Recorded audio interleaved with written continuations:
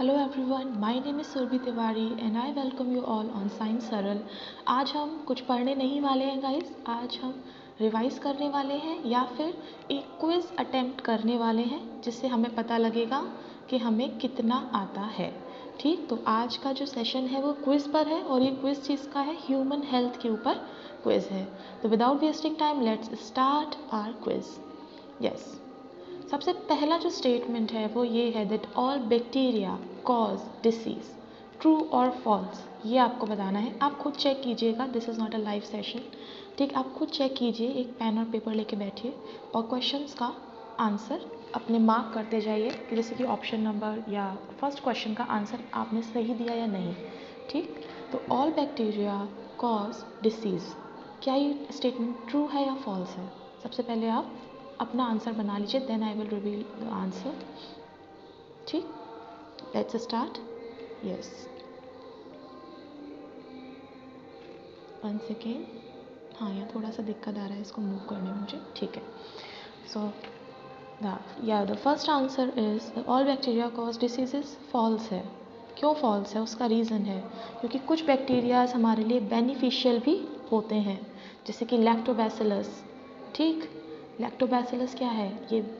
हाँ, one second. हाँ, lactobacillus जो कि डेयरी प्रोडक्ट्स में यूज़ हो रहा है।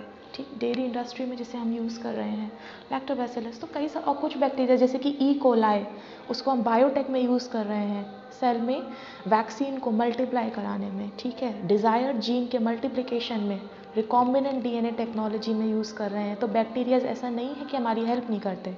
ठीक, next question is the abdominal pain and cramps, stool with excess mucus and blood clots are the symptoms caused by which of the following? देखिए कई सारे यहाँ पर पैथोजेंस के नाम दे रखे हैं और अगर आपने प्रीवियस वीडियो देखा हुआ है जो मैंने डिसीजेस के ऊपर बनाया है तो आप इसका आंसर आराम से दे देंगे। ठीक, तो abdominal pain, muscle cramps, stool में म्यूकस और ब्लड आना, ठीक है, ये सिम्टम्स हैं। कौन सी डिसीज़ के सिम्टम्स हैं? ठीक, और वो किससे होती है? यहाँ पे सीधे सीधे पूछा गया किससे होती है। ठीक, तो एक बात बताइए, एब्डोमिनल पेन हो रहा है आपको, स्टूल में एक्सेस ब्लड आ रहा है, तो ये ऑफ कोर्स ये कोई इंटेस्टाइन से रिलेटेड इन्फेक्शन होगा। और इंटेस्टाइन में क्या जाता है? खाना जाता है, फूड जाता है प्रोसेस होने के लिए। तो इनमें से कौन सी ऐसी बीमारी है जो कंटेमिनेटेड फूड से हो रही है? आप इस तरह से गैस कर सकते हैं। ठीक, तो यहाँ पर एक ही बीमारी है जो मुझे दिख रही है, इट्स, मैं बता रही हूँ guys, it's and amoeba histolytica का इन्फेक्शन, जिसको अमीबिक डिसेंट्री या फिर अमीबिएसिस भी कहते हैं। प्रीवियस वीडियो में मैंने इस पर डिस्कशन किया हुआ है। नेक्स्ट क्वेश्चन है यस, रिट्रोवायरसेस। आपको पता है वायरस जो होते हैं उनके अंदर क्या होता है? सिर्फ प्रोटीन और एक जीनोम होता है। वो जीनोम डीएनए भी हो सकता है और आरएनए भी हो सकता है। तो अगर वायरस की बॉडी में प्रोटीन कवरिंग के अंदर सिर्फ आरएनए है तो वो रेट्रोवायरसेस की कैटेगरी में आते हैं। They are very very harmful. So the retroviruses enters into dash in the human body and its genome replicates with the help of enzyme dash. very important question, seriously बहुत important question है ये, क्योंकि एक ऐसा enzyme है जो हम biotechnology में यूज़ कर रहे हैं और वो सिर्फ और सिर्फ वायरस में मिलता है।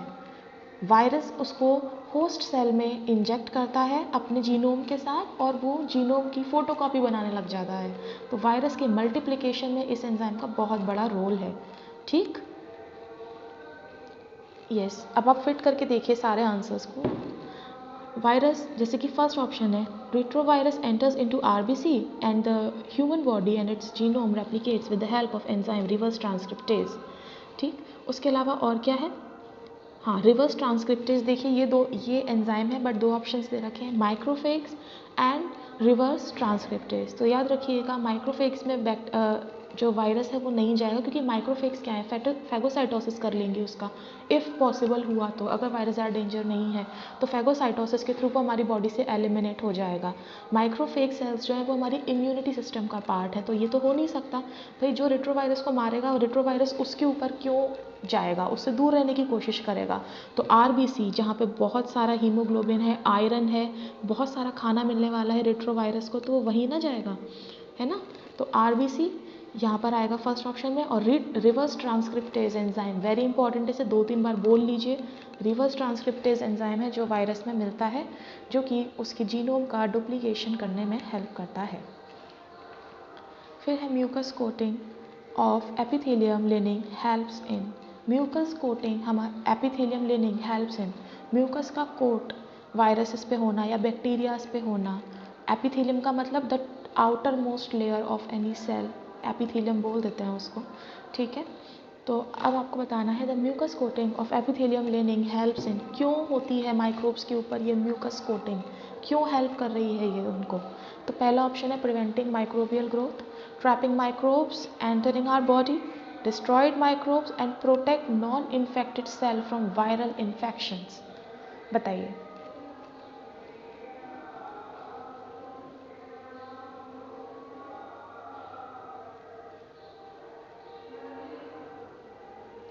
देखिए इसका आंसर होगा आंसर नंबर डी, ठीक। म्यूकस कोटिंग होगी तो ये हमारी सेल्स को वायरल इन्फेक्शन से और बैक्टीरियल इन्फेक्शन से भी प्रिवेंट कर सकती है। तो अल्टीमेटली इसका रिजल्ट भी क्या होगा, माइक्रोब्स डिस्ट्रॉय हो जाएंगे। बट अगर हम अकॉर्डिंग टू दी ऑप्शन देखें तो option number D is more appropriate, ठीक है। पहले डी होगा तभी उसके बाद ऑप्शन नंबर सी में प्रोसेस होगी। तो D answer is correct answer. Let's move towards the next question. Yes, it's pathogenic bacteriums that cause typhoid fever in the human being is. यहाँ पे पैथोजन का नाम पूछा गया है, ऐसा कौन सा बैक्टीरिया है जो टाइफाइड फीवर कॉज करता है ह्यूमन के अंदर। अगेन ये मैंने प्रीवियस वीडियो में डिस्कस किया हुआ है बैक्टीरियल डिसीजेज में। अब आप बताएंगे streptococcus typhi, salmonella typhi, streptococcus pneumoniae and salmonella फेवरिस। बताइए। आप लोगों ने अपना आंसर बना लिया होगा आई थिंक। चलिए, so the right answer is salmonella typhi, ठीक है। बहुत ही कॉमन बैक्टीरिया है, कई बार हम इसका नाम सुनते हैं। Which of the following class of immunoglobins, यानी कि IG, इम्यूनोग्लोबिन्स को शॉर्ट में क्या लिखते हैं, IG, is pentameric in structure. देखिए हमारे पास 5 तरीके की IG यानी कि इम्यूनोग्लोबिन एंटीबॉडीज़ होती हैं, ठीक। मैं कोशिश करती हूँ इसको एक्सप्लेन करने की इन शॉर्ट। यहाँ पर दे रखी है IgA, ID, IgD, IgH और IgM। देखिए H वाली तो कोई नहीं होती, पहली चीज़ तो ये कोई टाइप नहीं है। टाइप क्या क्या होते हैं, M, A, IgD, IgE, 1 second, yes,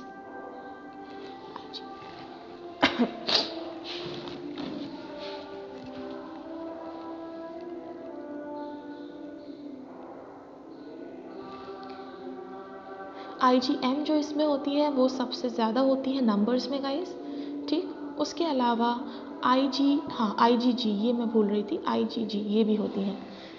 मैं इन सब के फंक्शंस आपको इसी क्वेश्चन में करा दूंगी ताकि आप लोगों को बिल्कुल समझ में आ जाए। सबसे ज़्यादा होती है मैक्सिमम इन अमाउंट M, आप ऐसे याद रख सकते हैं, ठीक है।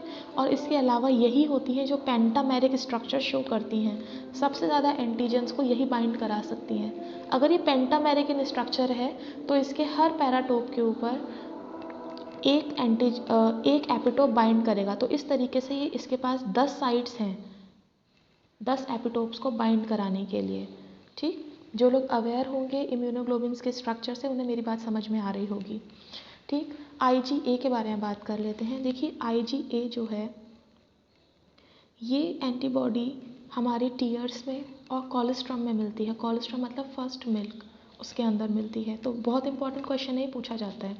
उसके अलावा है IgD, ये लेस देन 1% होती है, इसका काम है फैगोसाइटोसिस, कुछ स्पेसिफिक फंक्शन इसका ऐसा नहीं है, इसीलिए नंबर में भी सबसे ज़्यादा कम है।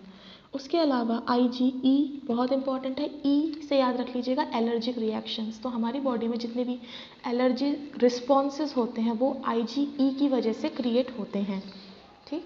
फिर है IgG, ये वो एंटीबॉडी है जो प्लेसेंटा को क्रॉस कर जाती है और अगेन इट इज़ स्मॉलेस्ट। देखिए ये इसका साइज़ बहुत छोटा होता है, इसीलिए प्लेसेंटा को क्रॉस कर जाती है। बहुत इंपॉर्टेंट क्वेश्चन है गाइस, इन पांचों के बारे में जो मैंने यहाँ डिस्कस करने की कोशिश करी है। आई होप आपको समझ में आया होगा। उसके बाद है which is the infective form of the malarial parasite. बहुत इंपॉर्टेंट है, मलेरिया की लाइफ साइकिल से ये क्वेश्चन है। प्लाज्मोडियम फैल्सीपैरम की लाइफ साइकिल से ये क्वेश्चन है। ऐसी कौन सी स्टेज है जो मलेरिया की इन्फेक्टिव स्टेज मानी जाती है? ठीक, देखिए ब्रैडीजॉइड तो कुछ होता नहीं है, ट्रैकिजॉइड कुछ होता नहीं है, ऊसिस्ट कुछ होता नहीं है। मलेरिया की पैरासाइट में होता क्या है? स्पोरोजॉइड्स।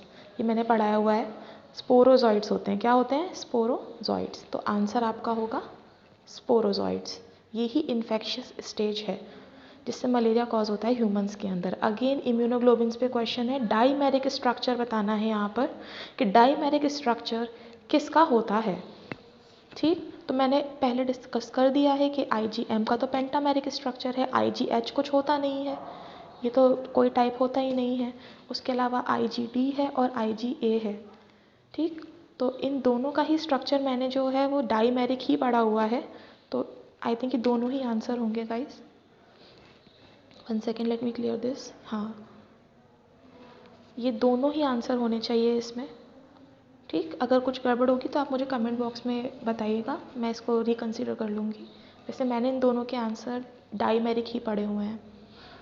ठीक है, चलिए आगे बढ़ते हैं। Which of the following immunoglobins are secretory and present in milk? Very important, milk यानी कि कोलेस्ट्रम में कौन सी ऐसे इम्यूनोग्लोबिन्स हैं जो प्रेजेंट हैं? तो now you know the answer, क्योंकि मैंने अभी अभी आपको बताया है, इट्स IgA। क्या है आंसर? IgA is your answer. ठीक है, which of the following is the passive immunity transferred from mother to its offsprings? Obviously बात है, मदर और ऑफस्प्रिंग का जो कनेक्शन है वूम्ब में वो प्लेसेंटा से होता है, राइट? तो ऐसी कौन सी एंटीबॉडी है जो प्लेसेंटा से ट्रांसफ़र हो रही है? Again your answer is this. और बट यहाँ पर एक चीज़ और पूछी गई, देखिए ध्यान दीजिएगा, हमारा आंसर ये होता अगर प्लेसेंटल ट्रांसफ़र पूछा जाता, बट आप ध्यान रखिए यहाँ पर पैसिव इम्यूनिटी की बात की गई है। पैसिव इम्यूनिटी मदर से चाइल्ड को हर तरह से मिल सकती है, एक तो प्लेसेंटा के थ्रू मिल सकती है, उसके अलावा जो मिल्क फीड, जो ब्रेस्ट फीड करते हैं लेडीज़, उनसे भी उनके चाइल्ड को पैसिव इम्यूनिटी मिलती है। तो यहाँ पर आंसर दोनों हो जाएंगे, इसीलिए क्वेश्चन को पढ़ना बहुत बहुत ज़रूरी है। मैंने दोनों डिस्कस कर दिए हैं यहाँ पर, but your answer will B both A and B। Yes, the next question is, which of the following human disease is transmitted from the vector Anopheles mosquito? सबको पता होगा, बहुत ही कॉमन क्वेश्चन है ये। मॉस्कीटो एनाफ्लीज किसका vector है? देखिए vector क्या होते हैं मैं बता देती हूँ, दो शब्द हैं, वेक्टर और कॉजल एजेंट। ये दोनों ही वर्ड्स जो हैं वो बहुत ही इम्पॉर्टेंट हैं और एक ही साइकिल का पार्ट होते हैं। ठीक है, जैसे कोई भी लाइफ साइकिल है किसी भी पैरासाइट की, तो उसका पार्ट होते हैं। अगर मैं ये कहूँ कि मलेरिया मच्छर से फैलता है और मलेरिया प्लाज्मोडियम से होता है, दोनों ही सेंटेंस अलग अलग हैं गाइस। ठीक है, तो वेक्टर का मतलब है वो ऑर्गेनिज्म जो किसी भी पैथोजन को उसके होस्ट तक लेकर जाता है। ठीक, तो यहाँ पर जो मॉस्किटो एनाफ्लीज है वो मलेरिया के सिम्टम्स या मलेरिया के जो स्पोरोजॉइट स्टेज है, राइट, उसको लेकर जा रहा है ह्यूमन तक, उसके होस्ट तक। तो ये एक ऑटो रिक्शा ड्राइवर की तरह से है, ठीक है, जो प्लाज्मोडियम का इन्फेक्शन ह्यूमंस तक लेकर जाता है। ठीक, तो इसके अकॉर्डिंग आंसर हमारा क्या होना चाहिए? अब तो मैंने पूरा ही बता दिया है। So our answer will be malaria. ठीक, आई होप आपको कॉजल एजेंट और वेक्टर के जो डिफरेंस है वो समझ में आ गया होगा। क्वेश्चन इंपॉर्टेंट था ये। The 5 classes of immunoglobulin includes the following except. देखिए मैंने आपको 5 तरीके के इम्यूनोग्लोबिन्स बता दिए हैं, तो आप इजीली आइडेंटिफाई कर सकते हैं। इस क्वेश्चन में ज़्यादा टाइम नहीं लेंगे। IgH नाम की कोई भी एंटीबॉडी नहीं होती है हमारी बॉडी में। ठीक, या दैट्स इट गाइज। आज का जो हमारा सेशन था वो यहीं तक था। आई होप आपने अच्छा स्कोर किया होगा। जैसा भी आपने स्कोर किया है, चाहे कम हो चाहे ज़्यादा हो, मुझे कमेंट सेक्शन में ज़रूर बताइएगा। ठीक है, और thank you so much for watching this video. I hope ये आपके लिए हेल्पफुल रही होगी। अगर आपको और टॉपिक्स पे क्विज़ चाहिए तो प्लीज़ आप मुझे कमेंट सेक्शन में बताइएगा। ठीक, थैंक यू सो मच।